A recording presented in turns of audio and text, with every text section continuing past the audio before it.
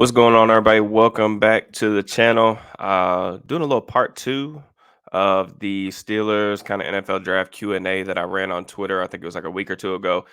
Y'all seem to like that a good amount, so wanted to kind of run that back, let you guys ask some questions, try to answer as many as I can per the usual. Just before we get started, I did want to do some like just housekeeping type of stuff. Just a couple of minutes ago, while I'm recording this, it looks like the Steelers released Mitch Trubisky, Chuks Okorafor, and Presley Harvin. So I mean that those are kind of I feel like the Okorafor and Trubisky news is kind of expected. I mean, I don't think anyone really actually thought that Trubisky was going to be bad given his cap hit. I think that move makes sense once they played, Mason Rudolph over him, down the stretch, and after he struggled. I feel like that was pretty much a foregone conclusion.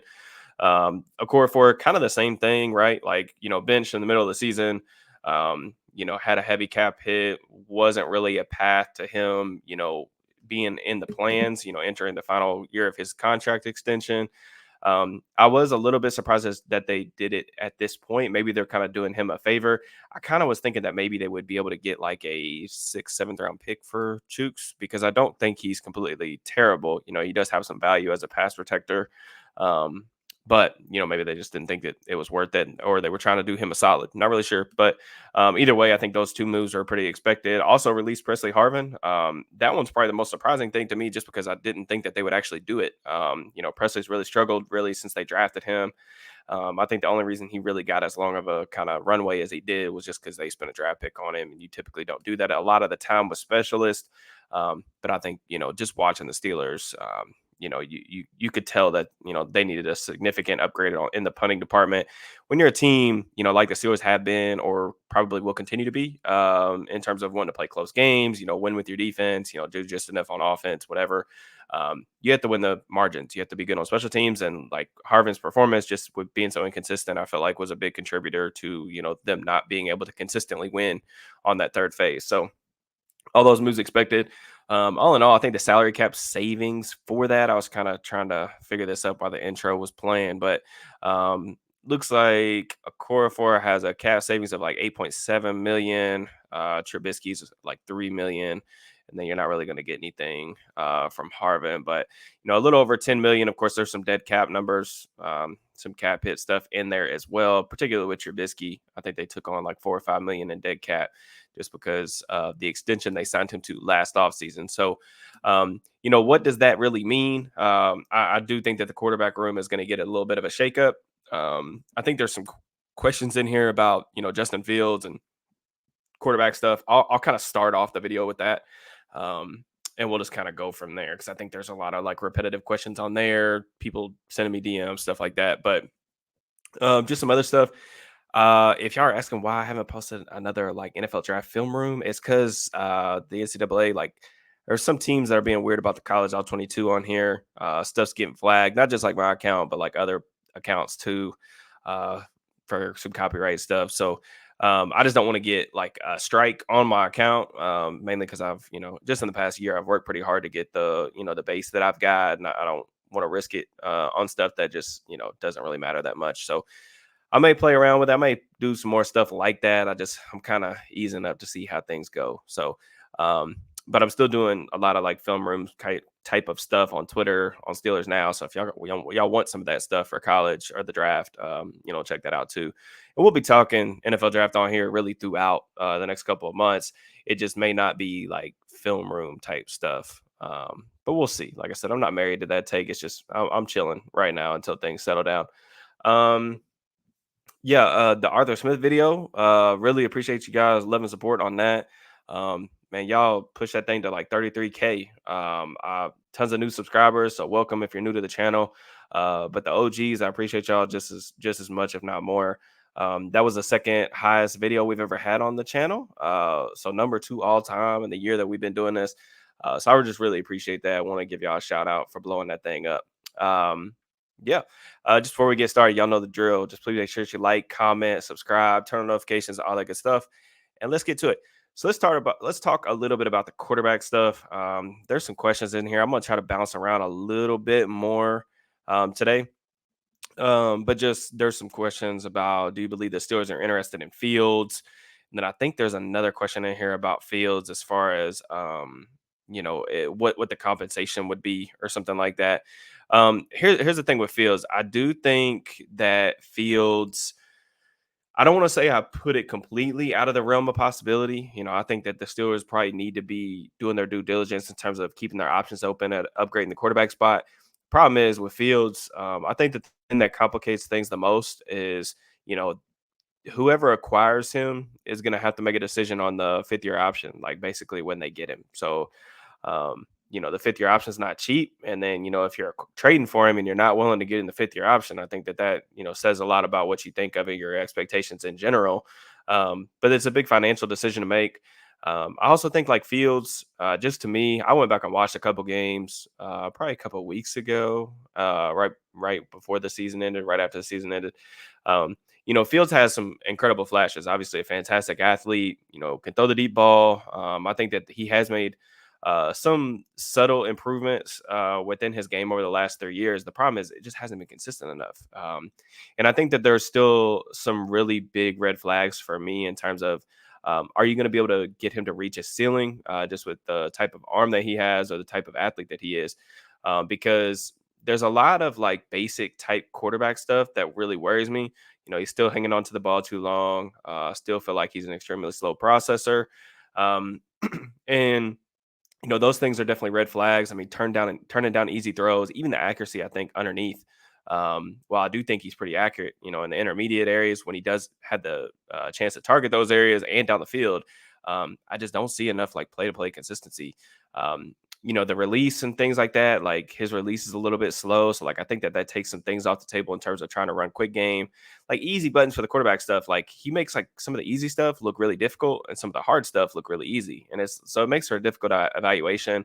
I just full disclosure, I don't really love a lot of the things that they were doing on offense. I think the spacing to that offense and the passing game was terrible. I'm sure if you guys follow like quarterback school, JT O'Sullivan, y'all have heard a lot of these same things. But um, I think that there's things schematically that they could have done differently to help him out, help him develop. But at the same time, I don't see enough consistency. Like, people are talking about trading a first round pick for him. Quarterback's extremely important. And if he ends up being like, if he hits a ceiling, obviously he's worth that type of compensation.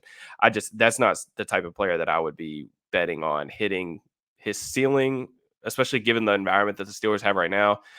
Because, it's not like they have, Kyle Shanahan in the building or somebody that you just really trust to elevate the quarterback position. No offense to Arthur Smith, but he really has done his best work with a guy like Tannehill, who he did resurrect his career, but this was a veteran guy. This is not a youngster. I believe Fields is only like 23, 24 years old still. So I think if you're talking about day two compensation, I'm not saying that I hate it. I just think that you would probably get like more flashes and more highs, but I also think there's some notable lows or downside to that type of move too. But that being said, the Steelers need a quarterback, and I think I've made it pretty clear that I'd like to see them try to upgrade the position. But it's a risky proposition, I feel like, going after Justin. And I know Adam Schefter got on ESPN today and said that Mike Tomlin loves Justin Fields, whatever. I personally think that the Steelers are probably going to settle for like Ryan Tannehill to sign him on the low for 1 to 2 year deal, probably single digits APY, and then I think Mason Rudolph will probably walk, probably try to go somewhere else. And then I think your quarterback room will be Kenny, Tannehill, and a draft pick. So that's my prediction as it stands here on February 12th. Now, I would love to be wrong about that. I'd love to see them get more aggressive. I don't know all the options that are going to be available out there, but I'm not saying that's a good option. I'm not saying that the Steelers are going to be very good with that quarterback room next year, but that's just kind of what I see happening, unfortunately. So now that we got the quarterback situation or questions off the table, let's talk about some other stuff. Let's see. This is a good question. What are your thoughts on Malik Washington or Ronaldo Green as a third or fourth round prospect for the Steelers? So I wrote about Malik Washington, wide receiver for Virginia. If you guys don't know who that is, I wrote about him for Steelers Now heading into the Shrine Bowl, because he was a guy who, when I was just kind of watching like Shrine Bowl prospects, he really popped for me. He's actually a guy that I watched a couple times live as well over the past couple years, but he's a really unique player. He's shorter. I think he's only about 5'8", 5'9", but he's around 200 pounds. He has a really dense frame, really thick in his lower body. Transfer for Northwestern. really a slot only type of player. He's played like 85% of his snaps in the slot, very good after the catch, forces a ton of missed tackles, first down mover. Honestly, like pretty good in the contested catch area. Like he fights for the ball, does good to position himself. I do think that you see some nuance with his game too, with the head fakes and the route running ability. Um, just as far as a fit with the Steelers, third or fourth round is probably like where I see him going as long as he tests well in those middle rounds, that 3rd to 5 range. But I just don't know if he's the type of player that they'll be looking for. I think in the slot, they do want somebody that's dense, but I think they're going to look for kind of a bigger body. That's just my opinion. But Washington's a good player. As far as Renardo Green, I think, a lot of people have been talking him up recently. I actually just now got to his tape about 2 days ago. Watched a decent amount of him last night after watching the Super Bowl. Really interesting player, man. Like I watched a couple games. I watched the LSU game to begin the season, the opener. Thought he did pretty well, man. Like Malik Neighbors, Brian Thomas. Neighbors to me is like that borderline like blue chip prospect. So one of the best players in the entire draft. And I thought he held his own. Like whenever he was matched up with Neighbors, matched up with Thomas, he played extremely well. Sticky guy, loves playing press man coverage. In terms of like a Steelers fit, you look at like some of the things they allowed Joey Porter Jr. to do, like line up at the line of scrimmage, press, get their hands on guys. Green really does that. I think he anticipates routes well, has good eye discipline. He is an older prospect, so I think he's a 5th-year senior. So that's definitely something that's going to, probably come up in his draft stock. I'm curious on how he's going to test. But looking at just how he played over the past season or so, I think he had like 13 PBUs, like 17 forced incompletions according to PFF. Just a really good player. I think that he's someone to me. I was having this discussion with Nick Martin, good buddy of mine, and we were talking about corners, and I said that I think he's a day one starter. Like comes in, plays right away on the boundary. Um, so long as you're going to let him just play man to man press coverage, I think that that's a good fit for him. Not saying he'll come in and light the world on fire, but I think he's a competent player from day one, and I think he provides a decent amount of upside too. So long as he tests well, really film grade for me. Like I wasn't seeing like a bunch of guys running by him or anything like that. I think Thomas got him a little bit early, but so long as he tests well, I see no reason why he can't go like in that top 50, top 75 range. I mean, I don't know. I feel like that's a little bit higher than what people are on him right now, but maybe that's just I don't know. He wasn't invited to the Senior Bowl, I don't think, a Shrine Bowl guy. So typically those guys go a little bit lower, but I don't know. I was pretty impressed with the tape. So I got a lot of questions on him actually throughout this kind of thread. So, but yeah, really like Ronaldo Green, good player. Interested to see, kind of where his stock lands. That's a good question right here from Nick Knows Ball. What's the biggest challenge outside the quarterback position that you think Steelers face heading into 2024, 2025? That's a good one. I mean, I think anytime when you're implementing a new offense, I think that there's challenges that go with that. Like I said, this is going to be a pretty sizable schematic shift. Just some of the things that Arthur Smith likes to do, the tight splits, the wide zone, the play action, under center. There's just so much different in his scheme than what we've become accustomed to with the Steelers offenses of the last 10, 15 years. And I think that that's notable even as it pertains to going beyond the quarterback position, like regardless of who's back there, how it works. You're implementing a lot of different stuff that the Steelers haven't really done a lot of. So I think there's going to be an adjustment there. I would also say like it's kind of tough to say that right now because it's pre-free agency, pre-NFL drafts. Like we don't know. There's still a lot of work to be done in terms of roster construction. But I would say definitely, there's a need obviously to get younger defensively. They were 32nd and adjusted age snaps on defense this past season. I mean, they got some holes over there. They need to get younger. They need to get faster on the back end. So I would say like those couple things are kind of things that I'm, really looking for. Like I said, there's a bunch of excuse me, questions here about Fields. Kind of want to stick with that one answer there at that. Jesse, would you be okay with Quinyon Mitchell being our first round pick? Absolutely. I finally got my hands on Mitchell's tape because it was like extremely hard to find. Nobody had Toledo tape. Uh, Luckily, a follower of mine hit me up, gave me a ton of tape on him. I watched like 3 or 4 games, man. Like some of the most dominating tape that you will find. I mean, competition level aside, Mitchell's a fantastic athlete, absolutely crazy trigger, very fluid, especially for a guy his size. Can really, really run. I think he's going to run the 4.3s. Going to test out the gym at the combine. One of the things I love about Mitchell, though, the body control is fantastic. The timing at the catch point is special. Like I actually wrote this. There's a full scouting report on SteelersNow.com if you guys want to go read it. But in terms of Mitchell, I wrote that like he has the best like timing at the catch point that I think I've ever seen from a cornerback prospect. I mean, I know that that's kind of seems hyperbolic. Just a background, I've been like kind of following the NFL draft my whole life, but I've been kind of like putting my thoughts like out on the internet in terms of Twitter, different writing for different sites, really since like 2013. So it's high praise. I watch a lot of corners, but that's how good I think he is at the catch point. I mean, the way that he does it is really special too. Like I tweeted this stat out, but Mitchell had over 400 snaps last year in coverage at Toledo, and he didn't commit a single penalty. I mean, the dude just like a lot of times when I watch college corners, just grabby and stuff like that, and you just don't get away with this much of that at the NFL level. They're a lot more particular about allowing you to get contact past that 5 yard marker. But Mitchell, like he trusts his speed, he trusts his technique. Like he has the size to go body to body with bigger guys, but he has the speed and fluidity to keep up with the smaller, shiftier guys too. And really special player. I just did a mock for Complex. I think it'll drop probably tomorrow. Complex Sports, but I mocked Mitchell 15th to the Indianapolis Colts, and I think that may seem a little bit high to people. But the Colts, I know they love those freakishly athletic cornerbacks and freakishly athletic players in general. That's just a Chris Ballard thing, their general manager. But I think if he does what I think he's going to do at the combine, I see no reason for him to, he might not even be available to the Steelers at 20. But what I like for him, yeah, I think he's a good yin and yang kind of stylistic match with Joey Porter Jr. They're very different players. Mitchell prefers to play off coverage, but I mean, it can still work. And I think that it would be a really good duo for years to come. Let's see here. Um, Jackson Powers Johnson, worthy of pick 20. Absolutely. Yeah, that was another guy. I didn't get to his tape until about I don't know, like a week before the Senior Bowl. Fantastic prospect though. Like the way he moves out in space, he's a brawler. Like this is a guy, the way he moves, like out on screens, getting to the second level, climbing to linebackers. Um, like you would think he weighs like 305 pounds. You would think he'd be a lighter center. This dude's like 335 pounds is what he weighed in at the Senior Bowl. Just an absolute unit. He was a guy that I had a hard time. I watched 3 games.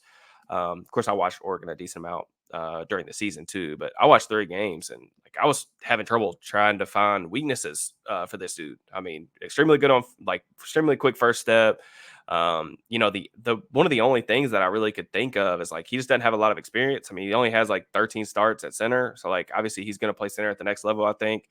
Um, I didn't find like very many weaknesses. I mean, he was hardly ever beaten or even pressed into compromising situations and pass protection. Playing in that Oregon system too, I think there is obvious benefits to that. With the amount of RPOs, the screens, the movement of the launch point. So it's not like he was given the most difficult tasks ever in pass pro, but outstanding player. 100% be on board with taking him at 20. He is not going to make it to 55. I mean, I would be absolutely shocked. I think people are kind of coming around to that idea too, that he's probably going to go in the first round. Centers are just really hard to find, man. Like that's the other reason, like people have been asking me a lot about that. There's several questions in this thread too of, people asking me like, would you take a center first, second round? Like they're just really hard to find. And the Steelers have had so much trouble finding a good center. Like even date back to like Pouncey's like last year. They just went through like several different options now. And it's almost to me, it's like, man, I don't want to draft for need, but like when you have a player like this who I think is worthy of like a top 20 grade at a position that you really need, like this is 100% a player, even if it's not like the premier quote unquote position that NFL typically, covets at this range. He's absolutely worth the price for me. Just my opinion, though. Like I said, I'm gonna skip around a little more today. What's your favorite position to evaluate? It's funny. My buddy Smitty on the Steelers Now podcast asked me this the other day. It's definitely corners, man. Like I grew up playing corner. Ike Taylor was my favorite player growing up. Like I said, played it, loved it, have loved studying it. It's probably every offseason I watch numerous clinics just to try to get a little more details. I just love the position. I think it's, the second hardest position to play in the sport. So it's definitely something that, I really like watching. If I could do it, man, I'd watch 25 cornerback prospects every draft. It's awesome. Should the Steelers get a strong safety via free agency or the draft? Any names to look out for? That's actually a really good question. I will be honest with you. I've only watched like probably four safeties so far. Like I watched the Miami kids. Cam Kitchens is a nice little player. I watched the DB from Texas Tech, whose name is escaping me at the moment. Um, I have watched who else did I watch recently? But yeah, I mean, the draft class for safeties, I mean, it was pretty much everyone that I follow has said that it's a pretty underwhelming class. And I've pretty much came to the same conclusion. Tyler Nubin's a nice little player too from Minnesota. I think he had like almost like a half dozen picks this year. There's not really a safety that you're probably gonna feel extremely great about maybe picking in the top 50. Where the Steelers pick in the second round, like I think you may be able to get maybe the first safety off the board at that point. I'm not really sure. Who knows what the need is going to be. I'm trying to pull up the free agent safeties list right now from over the cap, but that's safety is a weird position too. Like you can get these guys in free agency like for really cheap. Like if you just look at like I look back at like Chauncey Gardner Johnson, who's a free agent again this year. He was hurt in the beginning of the year, came back, played for Detroit. He got signed for like 6 million. He had an excellent season the year before for the Eagles. You look at like Jordan Whitehead, Chuck Clark, those guys are free agency. Jaron Curse for Dallas. He's like a tight end kind of eraser specialist type. Um, yeah, I mean, there's some names on here, not terrible players. Kyle Duggar, I think he's fantastic, but he's going to get an absolute bag. Xavier McKinney, another Alabama guy. I actually really liked his tape coming out. I'm not really sure of how good he's been for the Giants. I think from what I understand, he's had like a nice little development path over the past couple years. Antoine Winfield Jr. going to get paid. So I mean, yeah, there's some good players out here. Geno Stone, guy I really liked coming out. Of course, he lands with the Ravens. Might have led the NFL in interceptions this year. So I mean, there's free agents all about. The thing that I think the Steelers have to figure out is like, what's their plan in the back end? Like, are they comfortable moving Minka back to like a center fielder role? If that's the case, like you have to look for a strong safety. Do you want to play some three safety looks? Like you got to go get some type of versatile player, maybe like a Cooper DeJean from Iowa, a guy that can play safety, can play the slide. Of course, he's going to cost you probably a first round pick. Um, but I think it really depends on what you want to do with Minka. How are you going to maximize his talents? Do you want to move him around? If so, you got to prioritize guys in the back end that can do it all. If you want to be really interchangeable in the back end, you got to have guys that can play in the box, can tackle, but can also cover. In the deep third, all that stuff. So, yeah, I mean, I do think it's a need. It probably isn't something that they're going to spend a lot of capital on. If I had to just guess. If you had a do-over, would you still draft Broderick Jones at 14 last year and Joey Porter Jr. at 32? I'm comfortable with that. I mean, Broderick to me was always a guy that I mean, if you guys go back and watch the stuff that I did on Broderick when he was drafted last year on the channel, I said that Broderick was like a 3-year project. I mean, the athleticism, the traits, the size, the length, everything's there for him to be like a top tier tackle in this league. It should really come down to technique, coaching, development. I mean, he's a really young player too. He's only 22 years old. He's a guy that I thought, you won't really have a good idea of like what you have with him at the end of his rookie year. I think the biggest thing for me is like they need to figure out where they're going to play him. Is it left or is it right? If you're going to move him to left, there is some downside to that. I know he's expressed comfortability on that side. That's what he's used to. And I have no problem doing that. It's just some of those quick losses in pass protection, they're easier to mitigate on the right side because the quarterback has vision to that side. Most quarterbacks are right-handed. With him specifically, like some of his pass pro losses, especially down the stretch, were just really ugly and they were technique related. So big offseason for him. But I think there's plenty of eligible tackles in this class. I watched tackles a couple of days ago. Watched the top 3 or 4 guys that are in the kind of the Steelers range. I mean, there's guys definitely that can fill that right tackle void, and you can slide him to left. But yeah, I'm comfortable with that. Joey Porter Jr. had a fantastic rookie season, man. He was better than I anticipated too. Like he got put in a perfect situation. Like the Steelers letting him do, you know, the things that he does really well.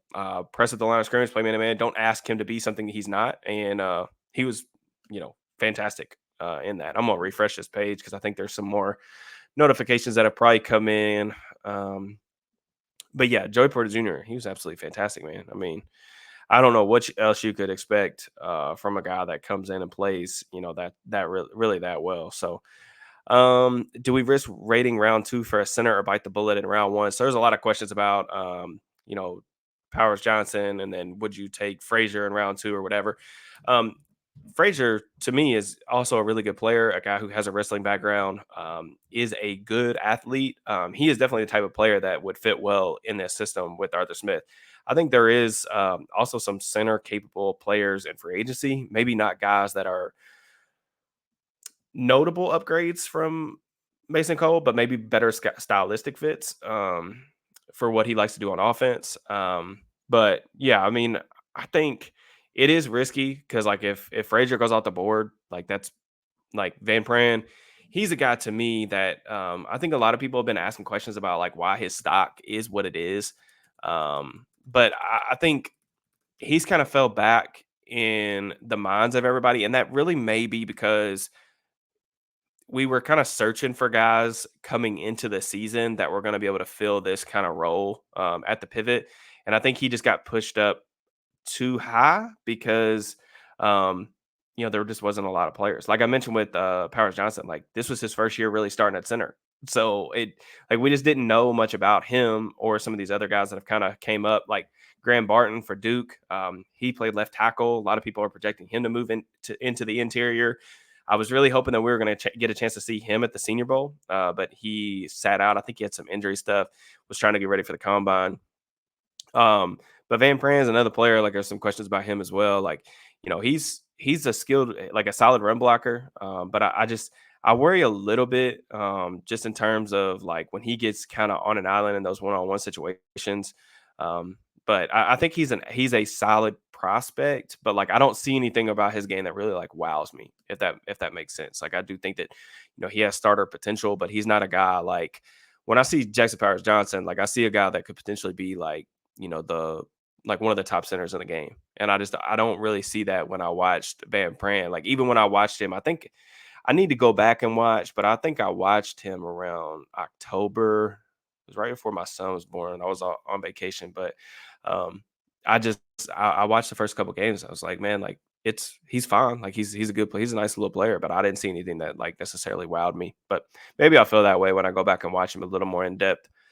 Um, this is an interesting question. I'm not really sure how I'm going to answer this. Player you feel like we need to trade up for that you want, or a player that you don't want at 20, or but you could see us taking and you would try to trade back and still land. Um, Player I would trade up for, like if a guy like Olufashanu for Penn State, like if he was available, like that would be a guy that I would absolutely go up and get. I'm trying to make this a little bit bigger for y'all. That would be a guy like if he was a slide. Like I'm seeing some mock drafts with him outside the top 10. Like if you wanted to move up a couple spots to go get him, if he were to fall, absolutely 100% there. He's a left tackle though too, so that may be something maybe they're prioritizing guys that are right tackle only. I'm not really sure what the plan is there. Um, but that would be an interesting player. A guy like Terry Arnold would be a guy that I would consider moving up a couple spots for. A lot of people ask me about like my cornerback rankings and who I have at CB1. Terry Arnold from Alabama is my CB1 right now, and I really would be really surprised if that changed. It would take him absolutely bombing testing, and I think he's going to test extremely well, especially in like the agilities and stuff. If he does those, like at his pro day or at the combine, um, I think he's fantastic. He has the complete total package, and I would probably be willing to put a guy like Quinyon Mitchell, who I think has probably the best tape, but also competition level aside. Like if Quinyon Mitchell did what he did this year in the SEC in an Alabama jersey, he would be CB1 universally just because the type of athlete that he is, what he did. It's just he doesn't have a lot of games where you can like look at him and see him go up against like top competition. I mean, he played Marvin Harrison Jr. in 2022. They went back and forth a little bit. But like even like games this year, I mean, he just wasn't really challenged. Like he's just better than everybody that they had on their schedule. He did really well at the Senior Bowl. I thought, competed really heavy. Rowan Wilson and him had some fun one-on-ones I saw on Twitter.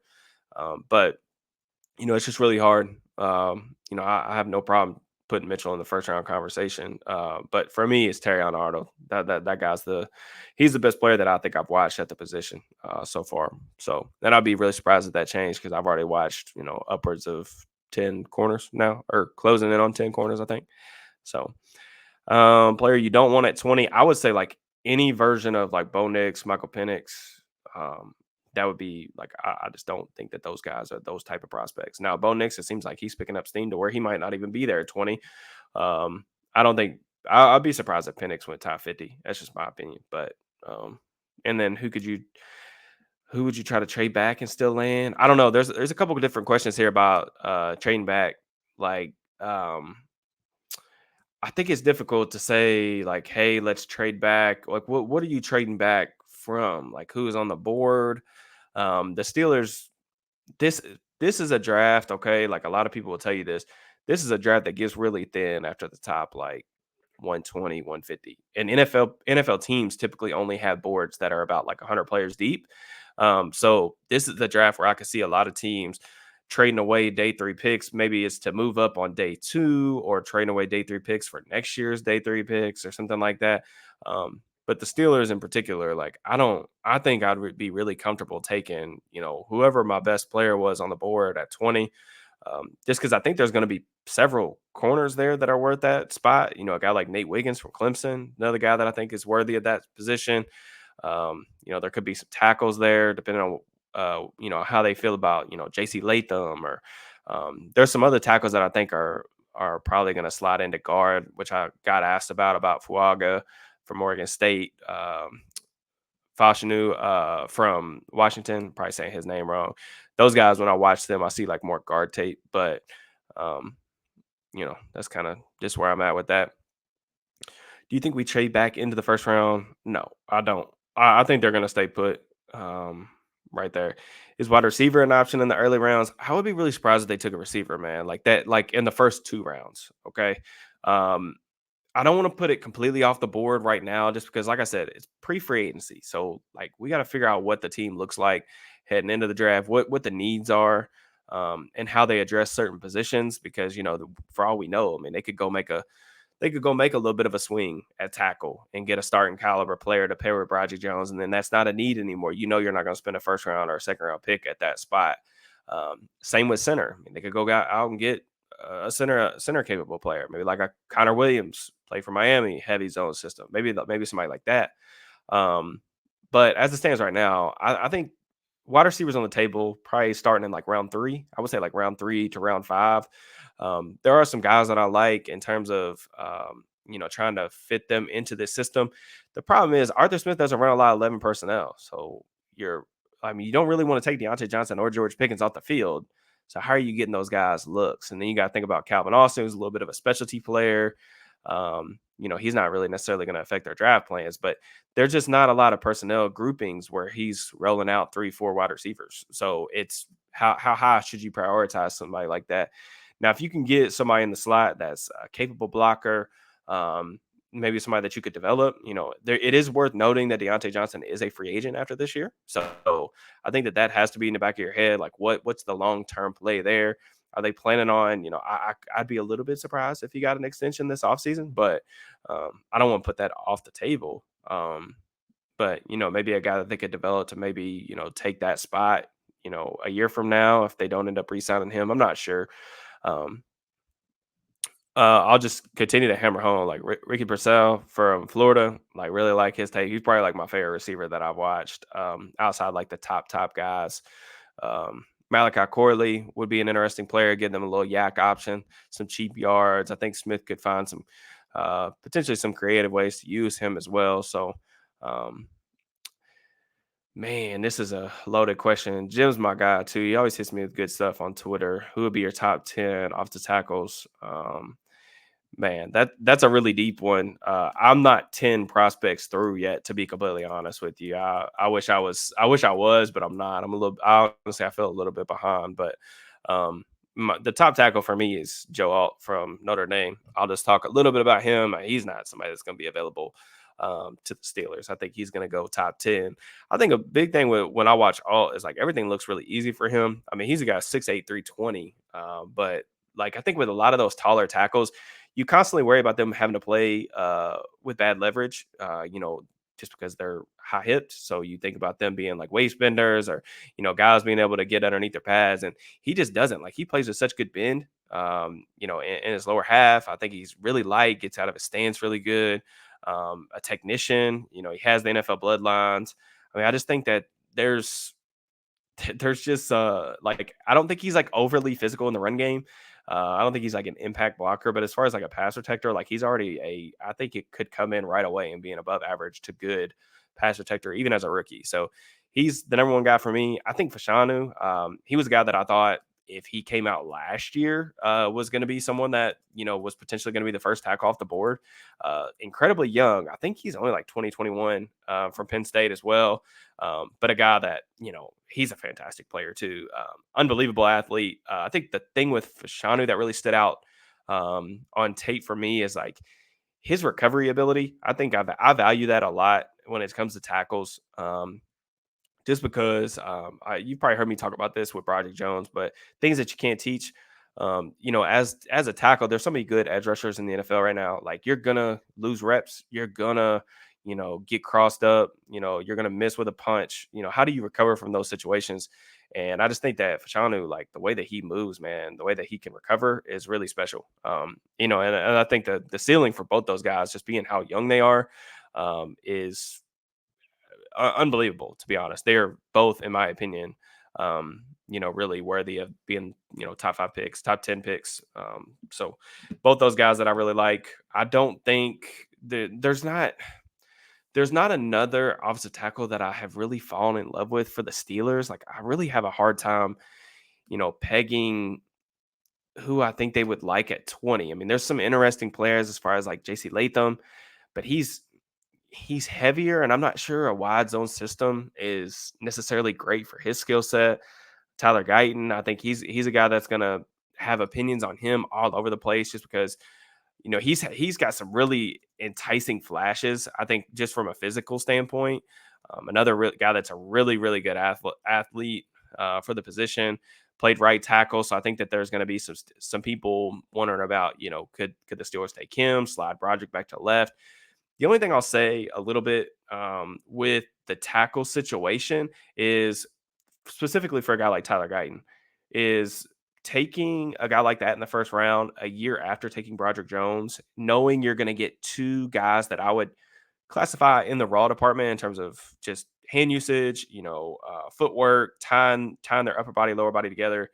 I think that's it's tough because I don't know that Pat Mayer is the guy that has the reputation that you really trust two young tackles who both need a good amount of development with, and that's just my opinion. But they may end up going that route, and it's a really good tackle class. And I'm not saying Guyton's a bad player. I just think pairing two unrefined tackles together on the same line day one with a quarterback who, I mean, the Steelers have questions at quarterback. Who knows who it's going to be, right? But say it's Pickett, a guy who is inconsistent about managing the pocket at best, and then you got a guy like Tannehill, who I said that I think they'll probably sign, who is pretty much a statue in the pocket at this point in his career. That's kind of scary to me a little bit. So there's some things that I think got to get hammered out there. But I don't really have a full top 10 for you, but those are some kind of my thoughts just on a couple guys early. But what's the ideal quarterback solution? Wes, a big follower of the channel, so I definitely want to give him a shout out. What's the ideal quarterback solution this offseason? How would you accomplishment? Also, how much is Fields? Definitely, definitely already answered that question. Already answered the first part of that. But ideal quarterback solution. I mean, to me, there's not a lot of options out there just based on where the Steelers are picking in the draft, who we know of right now that's available in free agency or via trade. The number one thing that I keep coming back to is Kirk Cousins. I know people are probably tired of hearing about that and they'll freak out, you know, when they realize how much he's going to make. He'll probably make, 30, 40 million on probably a 2-year deal each year. So probably 2 for 80 ish, I would think, on the open market. I don't know what the plans are for Minnesota right there, if they're going to want to bring him back or, what the situation is with that. But Cousins to me is really the only guy out there that I could see the Steelers making, a little bit of a playoff push with. but he's going to cost you a good amount. And I'm not really too concerned about that because when I say he's probably my ideal solution is because I think for one, I think he could operate this offense at a high level. I think some of the things that Cousins does really well in terms of throwing to the middle of the field fits what Smith wants to do. He's really good off play action. Also, one of the things I love about Cousins is he is one of the best pocket managers in the game, like in terms of just pocket presence, understanding how to manipulate the pocket, throw under pressure, takes a lot of stress off his tackles, consistently settling at a good depth. So, edge rushers have a difficult time getting to him. He's a good player. And I think the Achilles injury, him coming off that significant injury, is tough because you don't know what he's going to look like physically when he comes back.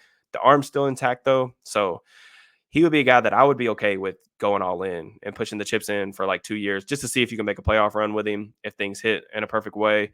Um, Obviously with Patrick Mahomes at the end of the road, it's really tough. Like when you don't have that franchise quarterback, that elite guy is going to be really tough to, take him down. But I think you build a really good defense, with some of the talent they've got over there already. And then, you put some of the younger talent that the Steelers have on offense around a guy like Cousins. I think that could get you a really good team in the short term. The thing that I think most people will point to is, what happens with the salary cap and all that stuff. Like you can work this out to where it's not an issue in the short term. Of course, you always have to pay for it in the long term. But to me, even if I run into a little bit of a salary cap issue 2, 3 years from now, I don't really care as much about that because I don't think resetting is necessarily the worst thing in the world. The Steelers are kind of stuck in this middle ground purgatory. And 2 years from now, TJ Watt's 32 years old. I mean, he's out of his prime at that point. I kind of want to see them push the chips in a little bit to try to make a run with him still playing at a high level. With Minka Fitzpatrick, Alex Highsmith in the prime of their careers. You got some young talent on rookie deals that I think really impressed last year. Joey Porter Jr., Keanu Benton, George Pickens, all those guys are really cheap. So um, I don't know. That's just my opinion, man. I know a lot of people probably disagree with that because they don't like Cousins. But I will say the thing with Cousins, man, I was not on a fan of his game really until about 2, 3 years ago. But I think over the past, 2 years especially, he's really under Kevin O'Connell, I think developed and taken a significant step forward where I think he can give you top 10-ish quarterback play. And I think that's absolutely, something that I would sign up for if I was the Steelers. Fuaga at 20. I kind of mentioned this earlier, but I think Fuaga's a guard. Just some of the short corners that he gives up in pass pro. I don't know. I, I'm not married to that take right now because I've only watched a couple games, but I just think he's better suited inside where there's not as much space and he's not out there operating on an island.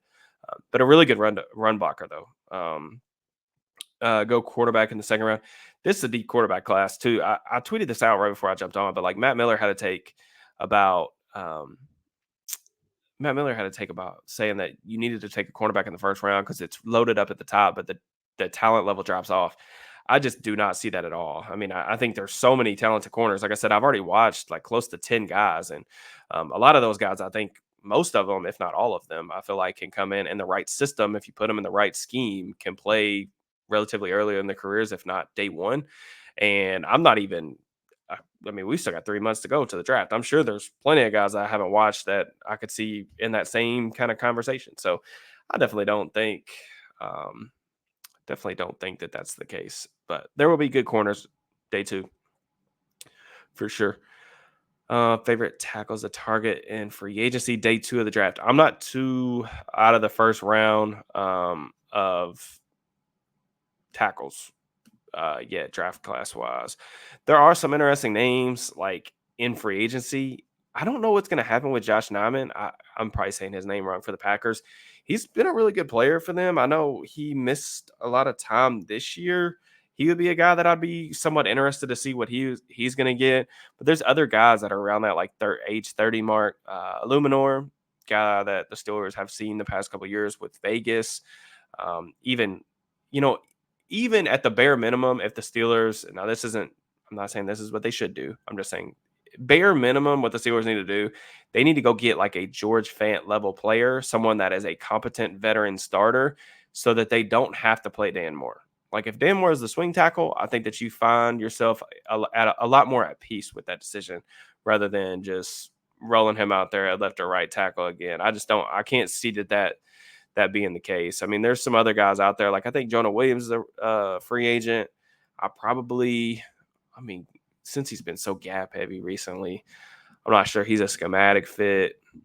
Trent Brown for the Patriots. I know he's a free agent. He may be brought back, but um, I don't know.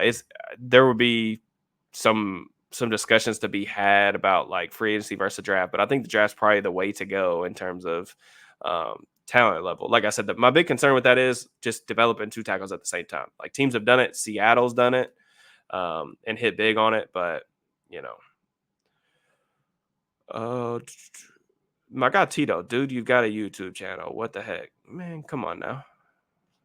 I'm disappointed. Let's say the Steelers have addressed quarterback, right tackle, inside linebacker, small, strong safety. You have your choice between Powers Johnson, Quinyon Mitchell. I'll probably take Powers Johnson in that scenario. Like I said, I just think he's worth the draft capital there, and the Steelers have a significant need there, in my opinion, especially to make Smith's offense work. And that would be what I would do. Already hit on Van Pran, man. You guys are really want to know about the center stuff. Like y'all are really on top of the centers. I'm proud of you guys. This is a good question. Do you see any positions on the team that need to be filled with different types of players? For example, is there a certain type of receiver, O lineman? I'll just tell you guys straight up. The things that Smith values on offense, he wants his offensive lineman to be quick off the trigger. Like he wants them to be quick off the ball. He wants finishers. This is really common stuff that like most offensive line guys say. Smith has a background as an offensive line coach. He wants, physicality up front, but he also like requires really good athletes. Like you look at the guys who have played center for him, Ben Jones, a good athlete for the position. Drew Dahlman, the guy who they drafted in Atlanta when Smith got the job in like the third, fourth round, really light, but fantastic athlete. I even think about, guys at Tennessee targeted later in the draft when Smith was there as the OC, a guy like Aaron Brewer, who kind of popped on tape for me a little bit when I was watching Tannehill the past couple of days. Just guys that can really get out in space and move. And then for the receiver position, Smith's, I feel like he's had like mostly bigger receivers, Corey Davis, AJ Brown, Drake London. They brought in Mac Hollins. Kyle Pitts is kind of a pseudo tight end receiver, but a lot of bigger guys. So it is interesting to see how he's going to use Deontay Johnson. He did have Calvin Ridley for that first year in Atlanta before he got in trouble. So maybe there's some carryover there. I don't think his offense necessarily requires like a big receiver, but he is big on guys blocking down the field. That's something that he talks a lot about from what I've seen. So, I do think that when you combine the new receivers coach, which I'm not even going to try to say his name right now because I will definitely butcher it. I've only typed it a couple times, but I watched a couple of videos on him on YouTube and just the things that he was highlighting, toughness, physicality, stuff like that, effort, those things. I think there is a clear message being sent that they want that type of mentality in the wide receiver room. And I don't think that's a bad thing. Getting George Pickens and Deontay Johnson locked in, even when they're a run heavy offense, blocking down the field, that's how you create explosive run plays. And this is going to be a run heavy offense. I fully believe that. So hopefully that kind of answers a little bit of your question. But I definitely think athleticism at the center spot is definitely something I want to see them do. So um, favorite mid round and late round prospect. Man, that's so tough. I would say just a couple guys that I like. Isaac Garendo, running back from Louisville. He's a guy that I really, really like a lot. I'm trying to think about mid round guy, Javon Bullard, safety kind of nickel from Georgia. He has that pit bull mentality. Mike Sanders still probably another guy that's going to go in the mid rounds from Michigan. Kind of another slot capable guy.